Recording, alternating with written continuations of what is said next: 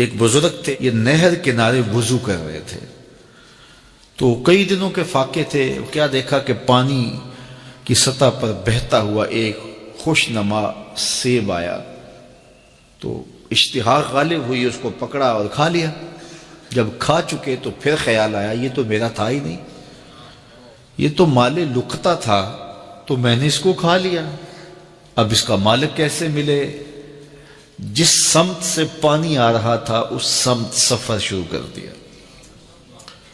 کئی دنوں کی مسافت کے بعد دیکھا کہ ایک باغ ہے جس کی شاخیں اس پانی کی طرف لٹک رہی ہیں، سمجھ گئے کہ یہیں سے گرا ہوگا اور میں نے کھا لیا۔ خیر باغ میں پہنچے، مالک سے ملے، کہا کہ یوں میں نے ایک سیب کھا لیا ہے اور میرا غالب گمان یہ ہے کہ اس باغ کا وہ سیب تھا، تو میں معافی مانگنے آیا ہوں، یا پھر بتائیں کہ اس کا ہرجانہ کیا ہوگا۔ جب مالک باغ نے یہ بات سنی، وہ بھی صاحب نظر تھے، سمجھ گئے یہ تو کوئی در یگانہ ہے، یہ تو کوئی گوہر یکتا ہے، تو تیور بدل لیے، کہا ایسے تو نہیں معافی ملے گی۔ کہا حضرت کیسے ملے گی؟ کہا 12 سال تک میرے باغ کی گوڈی کرنا پڑے گی۔ اللہ اکبر، اور ایک شرط اس کے علاوہ ہوگی۔ کہا ٹھیک ہے، میری غلطی تو معاف ہو جائے گی نا۔ 12 سال تک باغ کی گوڈی کرتے رہے۔ ایک دن فرمانے لگے وہ صاحب باغ جو تھے کہ اب سیب توڑ کے لاؤ، مہمان آئے ہیں، تو وہ سیب توڑ کے لائے تو وہ کچے ہی تھے، تو کہا تم 12 سال ہو گئے ہو سیبوں کے باغ میں رہتے ہوئے، تمہیں پتہ نہیں کہ کچے سیب اور پکے سیب کیسے ہوتے ہیں؟ کہا حضرت مجھ سے قسم لے لیجئے 12 سال میں ایک دفعہ بھی نظر اٹھا کے سیبوں کی جانب نہیں دیکھا، ایک سیب کھایا تھا، میں تو اس کی سزا بھگت رہا ہوں، میں تو گوڈی کرتا ہوں، اوپر کبھی نظر بھی میں نے نہیں اٹھائی۔ سینے سے لگا لیا، کہا ایک شرط تمہاری پوری ہو گئی، اب دوسری شرط ہے کہ میری ایک بیٹی ہے جو آنکھوں سے نابینا ہے، کانوں سے بہری ہے، بول سکتی نہیں، اور وہ اپاہج بھی ہے، چل بھی نہیں سکتی، اس سے تمہارا نکاح کرنا چاہوں گا، اگر تمہیں قبول ہے تو معافی ہو جائے گی۔ کہا ٹھیک ہے جی قبول ہے، میرا گناہ معاف ہو جائے، میں زندگی کاٹ لوں گا، کوئی بات نہیں ہے۔ خیر نکاح ہو گیا۔ کہا کہ یہ کمرہ ہے، یہاں آپ کی زوجہ آپ کی منتظر ہے۔ جب وہاں گئے تو ایک خوبرو دوشیزہ منتظر تھی، تو فوراً پلٹے کہ میں غلطی سے کسی اور کمرے میں آ گیا ہوں۔ پلٹتے ہوئے دروازے کی چوگاٹ سے سر پھٹ گیا، خون بہنے لگا۔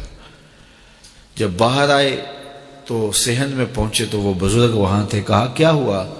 کہ حضرت ایک غلطی کی سزا اتنی کاٹی، اب کہیں دوسری غلطی نہ ہو جائے، وہ تو کوئی اور ہے خاتون۔ کہا وہی تمہاری زوجہ ہے۔ تو میں بتاؤں کہ وہ بہری کیوں ہے؟ آج تک اس نے غیر محرم کی آواز نہیں سنی۔ تو میں بتاؤں کہ وہ بول کیوں نہیں سکتی؟ آج تک اس نے غیر محرم سے کلام نہیں کیا۔ اندھی اس طرح ہے، آج تک اس نے غیر محرم کو نہیں دیکھا، اور اپاہج جس طرح ہے، چل کے کبھی گھر کی دہلیز سے گئی نہیں ہے۔ تو اس خاتون کا جب نکاح ہوا اور پھر ان سے اللہ نے ان کو ایک بچہ دیا جس کا نام ہے الشیخ عبد القادر جیلانی۔ جب ماں باپ اس طرح کے ہوں تو بیٹے اس طرح کے ہی ہوتے ہیں، باپ کا لقمہ پاک، اور ماں اپنی آبرو کی کیسی محافظہ، پھر در یگانہ اور گوہر یکتا جو پیدا ہوتا ہے وہ دین کی احیاء کرنے والا ہے، دین کی مردہ قدروں کو نئی زندگی دینے والا ہے۔ حضرت ملا علی قاری لکھتے ہیں کہ حضور غوث اعظم جب مجلس واعظ کرنے بیٹھتے تو 70 ہزار کا اجتماع آپ کے مجمع میں ہوتا، اور عمومی طور پہ اللہ کی رحمتوں کے حوالے سے بات کرتے، اور جس دن آپ اللہ کے قہر، غضب اور جلال کی بات کرتے کئی جنازے اٹھتے۔ یہ آپ کی گفتگو کے اندر عصر کا رنگ اور شیرینی تھی۔ اللہ اکبر۔ تو باپ دیکھیے کہ رزق کے معاملے میں کتنا محتاط ہے، اور ماں دیکھیے اپنی عصمت کی کتنی حفاظت کرنے والی ہے۔ مائیں بچوں کی تربیت کرتی ہیں، ماؤں کے ذریعے سے پاکیزہ صفت بچے جنم لیتے ہیں۔ تو لہٰذا ماؤں کو اچھی تربیت کا حامل ہونا چاہیے تاکہ وہ آگے اچھی تربیت خود کر سکیں۔